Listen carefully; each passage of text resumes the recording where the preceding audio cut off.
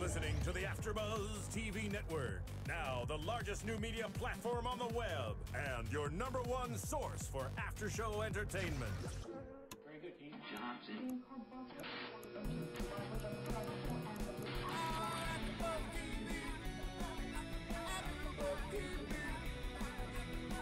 From the AFTERBUZZ Studios in Los Angeles, California, presented by Maria Menounos and Bing.com, and streaming live thanks to Akamai Technologies, this is AFTERBUZZ TV's South Park After Show. We'll break down tonight's episode and get you all the latest news and gossip. If you'd like to buzz in on tonight's show, you can buzz us at 424-256-1729.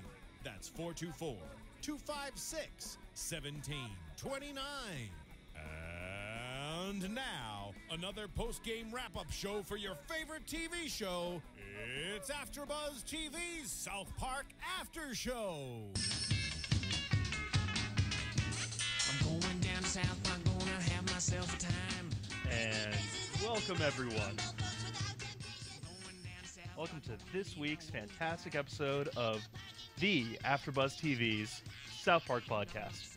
I'm Jack Waz. Hey guys, I'm Kyra Batte. And we have, as always, I'm Svitek. And we are Johnless today. We are. Wouldn't you know it, John came down with the hantavirus.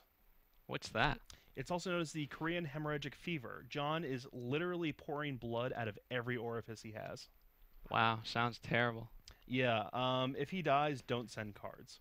Oh, okay. Did anyone ever say anything on one of the YouTube comments about how horrible he is? Or is that his family member? It has to be about one of his family members in order for me to... Remember, folks, we're going to re-up that challenge later tonight. Whoever says the worst thing about John Barrett's family member gets a free copy of the 3rd season of South Park, sent anywhere in the continental U.S. So not Hawaii. Not Hawaii. Fuck those guys. And not Puerto Rico. It's not the U.S. It's a territory. Yeah, but they've consistently, like Samoa, they've consistently voted not to be part of the country. All right. So yeah, fuck Puerto Rico. Fair enough. That's the official line of AFTERBUZZ TV. Anyway. So welcome, guys. Tonight's episode is called A Nightmare on FaceTime. So we come to Halloween time in South Park. Always an exciting time. I mean, when we started the DVR, I saw the title of the episode, and I was like, all right, I could be into this FaceTime. I mean, South Park usually does it best when it's holiday time. So most of their best episodes are either like holiday or like specific day related. Yeah. Like Black Slay Down is a fantastic Christmas episode. Korn's Spooky Pirate Ghost Mystery was one of the first really good Halloween episodes they did. That's voted as like I think even top 5 of all episodes. Oh, wow. Yeah, it's a fantastic show. And of course, Hell on Earth 2006, which was Satan's My Super Sweet 16. Yes, that was funny. Which they managed to get a Steve Irwin joke about 3 days after he'd been impaled by a stingray. Only South Park. What's your favorite Halloween episode of all time from South Park? From South Park? Ooh. I don't think they did a Halloween episode that year. But the greatest like Halloween/election time episode would be Douche and Turd in 2004. That was a good one. That is perhaps the finest hour of finest half hour of South Park. How would you? What'd you go with? God, I can't remember. What episodes did they have of the Halloween ones before? Korn's Spooky Pirate Ghost Mystery, Hell on Earth 2006, the one with Spooky Fish. What was the one with Spooky Fish? Spooky Fish was featured in Spooky Vision, which was 4 pictures of Barbra Streisand. Oh my god, I do remember that one. I thought the Barbra Streisand one was hilarious just because they put it on each one, and on its own I thought that was funny. And Stan's fish kept killing people. That was great. Mine is definitely the Korn one, just because I used to watch so much Scooby-Doo, and the references to that and everything else, it was really, really funny. And of course the grandma being dead and the Bowens and things like that, it was just good overall. Yeah, it's a pretty great episode. So, and this pretty fantastic episode. I mean, you guys agree, right? This was a very good work this week. So we have Randy taking over. Did he just take over the one Blockbuster, or did he take over all Blockbusters? That would have been funnier if $10,000 got him the whole franchise. See, that's what I thought at first. That's what I thought too. I thought that's what they said. Yeah, I thought so too. And maybe the Blockbuster in South Park is the only Blockbuster left in the world. That's what I thought the joke was. Yeah. Possibly. I'm going to stick with that joke because that is a really funny joke. Okay. Yeah, it's fantastic that Randy can buy what was once one of the most profitable entertainment companies in America for $10,000. It's pretty great. So we have him stalking around, offering up great deals on things like Wedding Crashers, and being able to find Ted anytime you want. Here's I love his argument of all these different statistics. Like I feel, and I think it just speaks to a great point about how people just formulate statistics to fit their needs. Of like 4% of gay or 100% of gays are gay. Oh, well, yeah, that's great. Yeah, okay, true. Yeah. You know, like how are you gonna argue that? And then what was he saying about the Blockbuster that like in rural areas are not gonna have? Yeah, rural areas don't have the broadband necessary to stream media, so they need to rent physical media. Now, is that true? It is. I mean, that's the thing. You know, all of us work in entertainment, and we hear this kind of stuff all the time. Like, you know, obviously, Phil works in streaming media. I work in traditional television, and you're a pretty face everywhere. Oh, thank you. But, you know, it is something that we're all coming to terms with. I mean, it used to be, you know, DVD sales for like shows and movies. They can make you like half your profits back. But dissect it this way, right? His argument was that the best option is still DVDs. That doesn't mean someone in rural areas they're still going to stream even if it's a shitty quality. Of course, because it's free and they want to have their iPads and MacBook Pros too. Yeah. And he was also trying to say that it was so convenient. I was like, yeah, driving all the way to Blockbuster to return it a week after. When's the last time you guys were in a Blockbuster? Never. I mean, this was probably when I was in high school. Yeah. Wait, and speaking of which, I remember that great episode where they had to return the one DVD. The one true Lord of the Rings DVD to the Two Towers video store. That's right. That place is out of business. Oh, that's fantastic. Yeah. Blockbuster put all the mom and pop shops out, so goodbye, beloved season 7 location, Two Towers video store. That's right. But yeah, I mean, I think the last time I was in a Blockbuster was they were going out of business, and I bought like 50 DVDs for about $25. It's just. And you bought them. I did because I still have about 700 DVDs in my apartment. That's impressive. Yeah, where do you store that all? On a wall. It's terrible. I need to get rid of all of them. Here's the irony. I'm sure you know this, Jack, from our friends at Emerson College. But our film friends used to go to Blockbuster specifically because it was cheap and they could just buy it on all the movies. Yet they wanted Blockbuster to stay in business because they could get cheap movies. And it was like, no, dude, if it goes out of business, you're never going to get these DVDs. I guess thing, you know, I'd buy DVDs from there and then rip them to my iPad and be able to buy, you know, a year's worth of movies for about, again, $20. It's great. Yeah. But yeah, you know, it's changing times. Yeah. And then what about Redbox? You guys don't use that anymore either. I use that occasionally, I will admit. Well, that's the thing. Redbox completely replaced Blockbuster and other movies because, I mean, you know, Redbox only has the hits, and when you went to Blockbuster, you'd get the hits. Unless, so, you know, they have like 30 copies of what came out, Dark Shadows. So, you know, if 30 people want to rent that one night, can get it. Also, the Redbox thieves, while we're on those guys, Redboxes don't accept cash. Not a single Redbox in the world accepts cash. It's a completely credit card based system.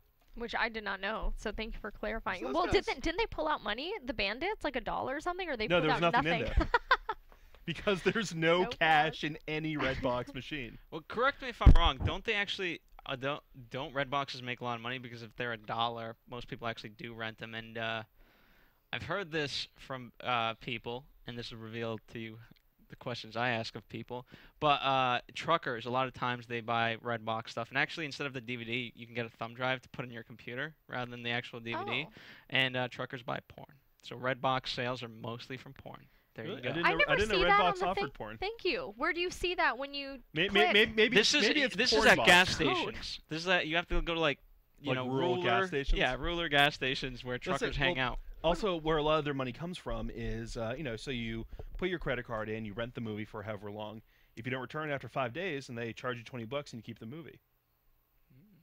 Did not know that. Yep. Wait, what? You keep the movie? Yeah. Well, I mean, they charge you $20. Yeah, because then you're done. you buy it after like 5 days or so if you don't return it. Oh. The more you know. I'm glad you have that sound effect. So they can just keep the porn. They can keep all the porn they want. There you go. So, speaking of all these great new media sources, do you guys know what iTunes is? That's another place to view movies and rent and buy. Yeah, you can rent movies, you can buy movies. You can't buy porno, though. You have to go to the entire rest of the internet for that. Balls. Yeah. I just learned about this recently from my good friend John Barrett, who's bleeding out of his asshole right now. So, on iTunes, our great adventure, AfterBuzz TV, is available for downloading. The podcast is. Is the video podcast available, Phil? The video podcast is available. It's on YouTube. But let's talk iTunes. The reason why I like us on iTunes is because we're the only one that has an explicit rating next to it on AfterBuzz TV. Exactly. I'm very proud to have been the first person to drop the F-bomb on the South Park AfterBuzz. That's right. And so it's a proud tradition, and the only way it's going to keep is if you guys rate and comment. You know. Yeah, guys, we want to be as explicit as possible every week, giving you the hardest hitting knowledge about Hollywood and telling you about how John's bleeding out of his asshole. I'm disappointed. I thought you were going to get some slurs in there. No, I don't have John here to really piss off. It's hard. And she's, so nice, and you're kind of there. Fair enough. But yeah, so everyone, comment, rate us, download us, tell all your friends about it. Go on Twitter or Facebook or Zynga or MySpace or any of those guys and talk about how much you love AfterBuzz. That's right. And as we were talking about earlier, yes. I'm gonna let you choose the terms of this week's contest. This week's contest? Yeah, to win the season 3 of South Park. How many South Park things do you have? I have one copy of season 3 of South Park. It's my least favorite season, and I will send it anywhere in the continental United States. Oh my God. But Phil. you have to come up with the reason that I send it to someone. Does it have to be something about? It has to be comment related. Comment related. The meanest thing they can say about,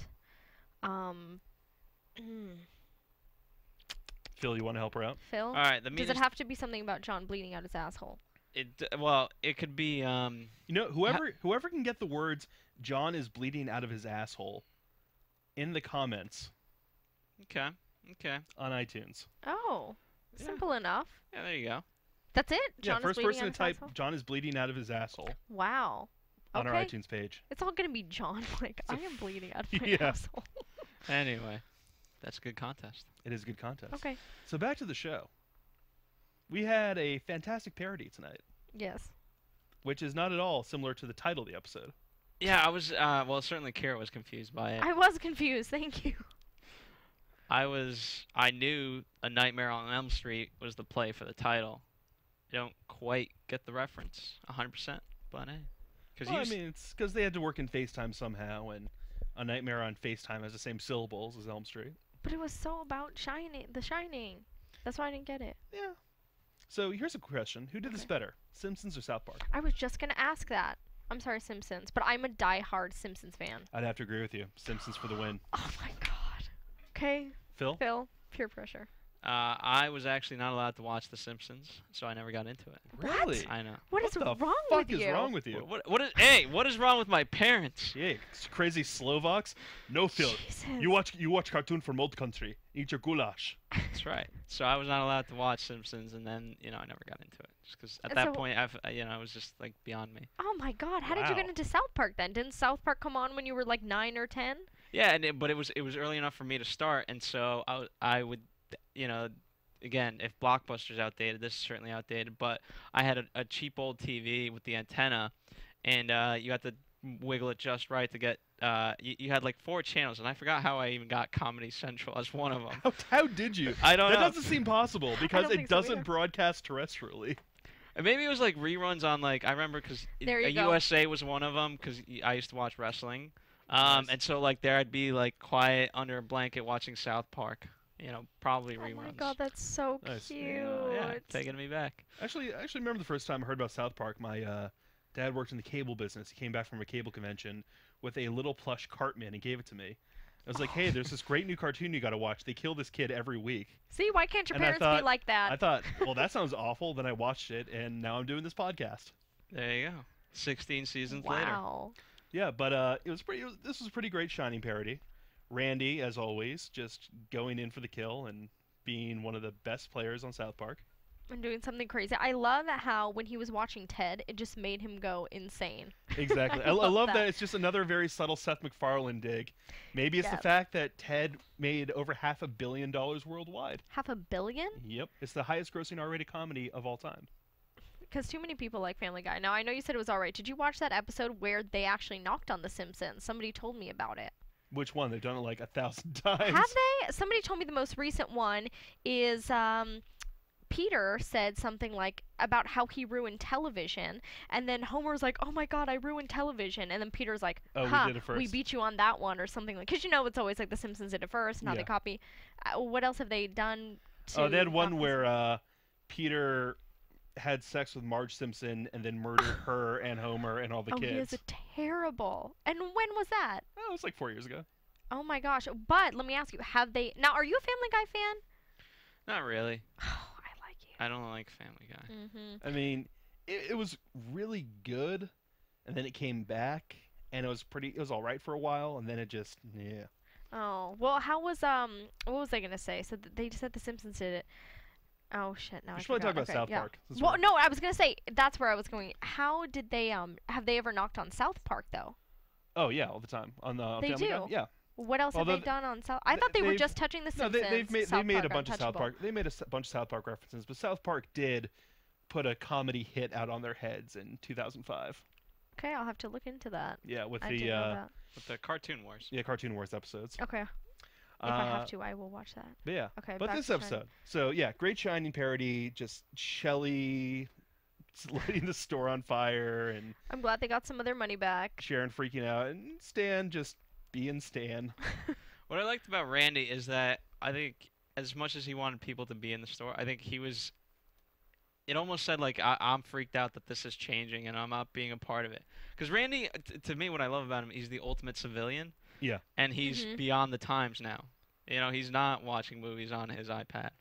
Yeah. And he's freaked out by this. He's the angry middle-class white guy that we keep hearing so much about in the news media. That's right, he is. Randy Marsh is the average, dumb, slightly overweight American. Yeah. So who's a progressive in South Park? No, everyone else. Except for Cartman, who's a fascist. So, speaking of behind the times, FaceTime. Stan goes on a wild adventure. He goes out trick-or-treating with his friends. He gets kidnapped. He gets found by a lovely couple and put in the hospital, all while on Kyle's iPad. I've seen that on Big Bang Theory. Really? So Big Bang Theory did it first. Oh. Yeah. Those are fighting words. Although, I mean, come on. How can you not love their Avengers costume? That was pretty cool. Very clearly Thor, Captain America, Iron Man, and Honey Boo Boo, or Chaz Bono, which I never saw that resemblance until they mentioned it. Transsexual, or a fat, gay, skinny, straight guy. Yes. That was pretty funny. Or Harvey Fierstein. That's a great reference. He doesn't get referenced nearly enough on television. No, he does not. Who is that guy? I don't Harvey even know Fierstein, him. He was the first person to ever play Edna in Hairspray. He has like that deep, raspy voice like this. Well, I gotta look him up. He was in Independence Day. He's been in all sorts of stuff. Okay, I'll have to look at it. Well, half the time I have to look up who South Park's making fun of, and then I was like, oh yeah, I know who that is. I just don't know their name. Just okay. Big fabulous gay men. But yeah, really. So Big Bang Theory's done that gag first. They did, and it was pretty funny with that. But I really like this as well. I especially like the part. No, dude, it's my friend's iPad. Don't. When he scratched the screen. Yeah. That's pretty good. And of course, Randy taking it over and becoming Gangnam Stein, stomping around and having that police officer get shot. But ultimately, if you look at it, he did save the what the hell was the title? The Monster Mash. Yeah, the Monster Mash. Yeah, that's it. It was a graveyard smash. Over in a flash. Before we get on to predictions and news and all that, loved the Gangnam Style jokes they were doing tonight. I didn't realize before this episode that people were actually going to do that this Halloween, but you said... Yeah, everyone's been doing it. I don't know who would want to, but you know how it is with pop Do you have culture. like a bunch of Korean friends who can pull it off, or? They're white people. Yeah. Couple white guys. I don't know if they're just gonna wear the glasses and try to pull it off. Yes. Oh yeah. Are you gonna pull it off? Me? Yeah. Oh, absolutely not. You? No, I'm You, Phil. Phil? I actually, I wasn't even thinking about it until this episode, and now I just want to do it as like, I don't know. Yeah, you should be like, oh, I'm Gangnam Style, from South Park. that or a leper wolf or Werlicon. That'd be adorable. That would be funny. Like, how would you guys rate his costume, Butters? Especially knowing that he's Hawaiian. I mean, I loved it. It was one of those, you have to explain it costumes, which is always fun. I liked the mix. I would give it an 8. But I'm a Butters fan, so obviously I'm biased. What about you guys? Give it a 10. It's Butters. It's the best. What do you guys make of people that don't understand? Like, you brought up good points. One of those you have to explain. Clearly, Cartman had to explain his. Like, at what point are you like, dude, are you serious? I'm whatever. Yeah, I mean, it's all about being clever, but not too clever. Absolutely. I'm just a slutty whatever every year, so I'm sure people can get that easily. I've never had to explain my costume. I don't know. People say I'm too old, so I'll probably just be a pedestrian. I got one. Or I mean, I got one for Kyra and Jack. Okay. All right, so Jack, you go with your girlfriend as Gianni and Snooki, and she can go as Lorenzo, and you give her a wig. It's adorable. There you go. I actually tried to go with my girlfriend as me being June and her being Honey Boo Boo. Oh my god. But she didn't take that comparison very well. Why not? I know. I thought it'd be adorable. I think it's gonna be hilarious. Just drink go-go juice all night. But I have to cover myself in scatty, and I'm not sure I'm ready to do that. I don't think so. And she's little like me too, so she could have totally been like exactly. a So we got some South Park news. Want to get that audio going? Let's do it. Was that the theremin? No. No, that's AfterBuzz TV News. All right. It sounds like the Nick News intro. Well, so you got it this week, right, Jack? Stick of Truth. Yeah. So South Park has a video game coming out from THQ called The Stick of Truth, which looks to be one of the best titles of the year. It is written and produced by Trey Parker and Matt Stone. They did all the voice talents there. The writers of the show wrote the whole thing, and it casts you as... so what happens is, for people, we were talking about this earlier, the episode Return of the Two Towers, or Return of the Fellowship of the Ring to the Two Towers. Yeah. Something happens to South Park, and it makes essentially a wizard war break out. So you have a choice to play either the Paladin, the Healer, the Wizard, or the Jew. Okay. Those are the character classes. And so you're the new kid, and so they say, hey, what's your name? And you type it in, and Cartman says, oh, what was that? Your name is Douchebag? Great Douchebag. So the entire game you're known as Douchebag. And I don't know. I'm super excited. Everyone out there, if you guys are South Park fans and haven't spent all your money seeing Book of Mormon, go buy The Stick of Truth in March. Can they pre-order on Amazon? They can. Are we still doing that Amazon thing? We are. So if you're going to pre-order on Amazon, click through the AfterBuzz TV banner first. Show us a little love. Show South Park a little love, and get yourself a great gift. Yeah. South Park. How about we move on to predictions? And now, your AfterBuzz TV predictions. All right, guys. The election's in 2 weeks. Are they going to do something? I don't know. I keep thinking that they're going to do something political. They keep playing with my head because they haven't really touched on a lot of political stuff. It's a lot of trending. They kind of did a little bit in Faith Hilling in the early part of the season, but nothing yet. Yeah, I know. So I don't really know if that's going to come. I don't want them to tease me too much. I don't know about anything current going on right now. I'm just going to throw something about something that I've seen on BuzzFeed that I keep seeing is, who's that 16-year-old bride? Do you know who I'm talking about? Sutton. Maybe they'll throw in a joke about her or something. Met her. Really? I'll tell you about it afterwards. Okay. That's maybe her. They can make fun of this. I don't know. Someone was telling me that there's apparently they're twin guys. They're I'll describe them as they're black, and they rap, of course. How politically correct to be. Okay. I know. Are they crisscross? Is it? Do they rap? I think Are they the new sensation? Do they both sleep in the same bed with the same women? They were a new sensation in 1993, so I assume it's the same guys 20 years later. Perhaps, but no, probably not. So they can make. I mean, the fact that these guys sleep in the same bed with the same chicks, that's kind of gross. Actually, you know what? Yeah. I want them to make fun of BuzzFeed because I love that site, but it's stupid as fuck, and Reddit too, because that's a whole mess right now. All that posting nasty pictures of teenage girls and saying it's free speech. Have they made fun of Twitter? I remember they had a really good 24 episode. Remember, because the British were coming to attack us, and I feel like you need to bring in technology again. I think they made fun of it a little bit on the WikiLeaks episode. Okay. Yep. So BuzzFeed or Reddit. Okay. All right, guys. Well, thank you all for listening. Sorry we didn't have John. Hopefully he'll be alive next week. Maybe. Hey guys, where can we find you? At Kyra Batte on Twitter or Facebook. You can find me here at AfterBuzz TV, and AfterBuzz TV, of course, on Twitter. And Jack. You can find me at Jack Waz on Twitter or Facebook. Excellent. All right, guys. We'll talk to you next week. Same bat time, same bat channel. From Bing.com, executive producers Maria Menounos, Kevin Undergaro, Phil Svitek, and the entire AfterBuzz TV staff, we would like to thank you for listening to the AfterBuzz TV network. To watch or listen to other after shows and post comments or questions, be sure to visit AfterBuzzTV.com. I'm Sir Richard Wentworth, and this has been a presentation of AfterBuzz TV. Buzz you later. RV Firestein. Fuck balls. The views expressed herein are those of the hosts only and do not necessarily reflect the views of AfterBuzz TV or its owners or principals.